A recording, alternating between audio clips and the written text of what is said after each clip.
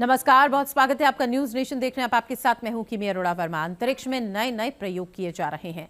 मंगल पर इंसान को भेजने की तैयारी जोर शोर से चल रही है, लेकिन इस सब के बीच अब काले अंतरिक्ष में एटमी धमाका भी होने वाला है, क्योंकि दुनिया के कई बड़े देश अंतरिक्ष को न्यूक्लियर अखाड़ा बनाने की तैयारी कर रहे हैं। अमेरिका से लेकर चीन और रूस तक न्यूक्लियर स्पेस मिशन में जुटा हुआ है।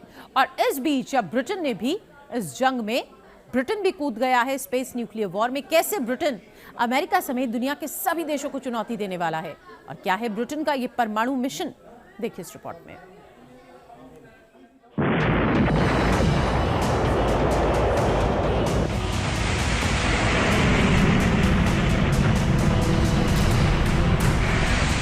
रूस और यूक्रेन जंग में हर वक्त एटमी खतरा मंडरा रहा है।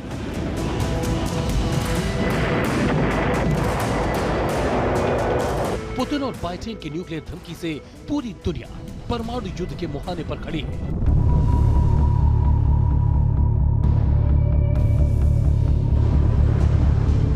दुनिया में कभी भी एटमी महाविनाश मच सकता है, लेकिन कभी आपने सोचा है कि क्या होगा अगर अंतरिक्ष में परमाणु बम फोड़ दें?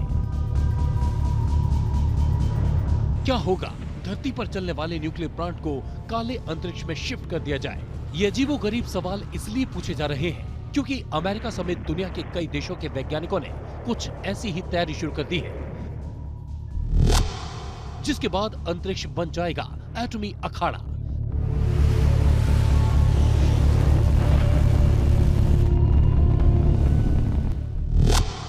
काले अंतरिक्ष में होगी महाशक्तियों की जंग।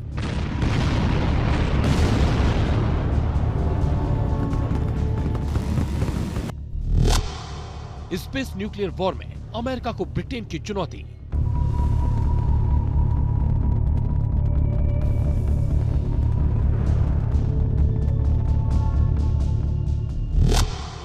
क्या है अंतरिक्ष में ब्रिटेन का नया एटमी मिशन? दरअसल चांद को लेकर पिछले कुछ साल में कई सारे मिशन लॉन्च किए गए हैं और कई मिशन लॉन्च करने की तैयारी है। इसी कड़ी में अब एस्ट्रोनॉट्स को चांद की सतह पर रहने और काम के लिए ट्रेनिंग देने के साथ अब एक न्यूक्लियर रिएक्टर भी चांद पर बनाया जाएगा। ब्रिटेन स्थित रोल्स रॉयस इस न्यूक्लियर रिएक्टर से चंद्रमा के बेस को एनर्जी दी जा सकेगी। चांद पर इस न्यूक्लियर रिएक्टर को 2029 तक भेजने की तैयारी है। इस कदम से चांद पर जो बस्ती बनेगी उसे ऊर्जा मिल सकेगी। इसे लेकर कहा गया है कि न्यूक्लियर माइक्रो रिएक्टर जगह, धूप और दूसरी पर्यावरणीय परिस्थितियों की परवाह किए बिना भी हर वक्त एनर्जी दे सकेगा। अंतरिक्ष यात्रियों के लिए भविष्य में मून बेस के लिए परमाणु ऊर्जा का उपयोग कैसे किया जा सकता है, इस पर पहले रिसर्च होने वाली है। इस रिसर्च के लिए यूनाइटेड किंगडम स्पेस एजेंसी से फंडिंग ली गई है। माइक्रो रिएक्टर प्रोग्राम का उद्देश्य मनुष्यों को चंद्रमा पर रहने और काम करने के लिए जितनी एनर्जी की जरूरत होगी उतनी दी जा सकेगी। इसके लिए रोल्स रॉयस को $2.9 मिलियन यानी 23.93 करोड़ की फंडिंग मिली है। इन पैसों से स्पेस एजेंसी के मिशनों को सपोर्ट किया जा सकेगा। ये न्यूक्लियर रिएक्टर साइज में दूसरे रिएक्टर से छोटा होने वाला है, जो चांद पर रह रहे एस्ट्रोनॉट्स को उनकी रिसर्च और उनको रहने के लिए पावर देगा। अंतरिक्ष में ब्रिटेन जहां न्यूक्लियर रिएक्टर बनाने जा रहा है, वहीं अमेरिका समेत रूस और चीन जैसे देश पहले से ही इस मिशन को पूरा करने में लगे हुए हैं। 2 साल पहले नासा ने दुनिया भर के लोगों से पूछा था कि उनके पास कोई आइडिया या तकनीक है जिससे एक यूरेनियम से चलने वाला परमाणु प्लांट 12 फीट लंबे और 18 फीट चौड़े रॉकेट में सेट किया जा सके।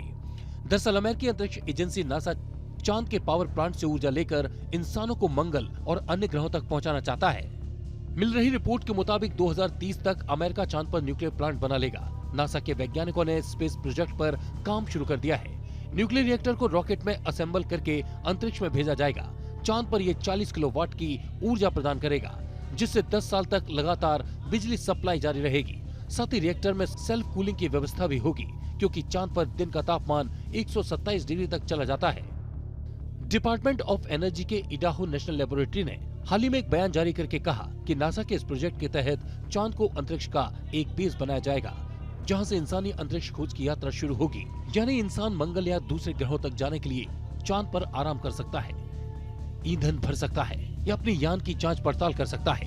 न्यूक्लियर पावर प्लांट बनने के बाद चांद पर कई अन्य काम भी हो सकते हैं। इस प्लांट से ऊर्जा लेकर ऑक्सीजन पैदा करने के प्लांट भी लगाए जा सकते हैं, बिजली बनाई जा सकती है। पिछले साल आई एक रिपोर्ट में खुलासा हुआ था कि अमेरिका चांद पर परमाणु विस्फोट करने की तैयारी में था।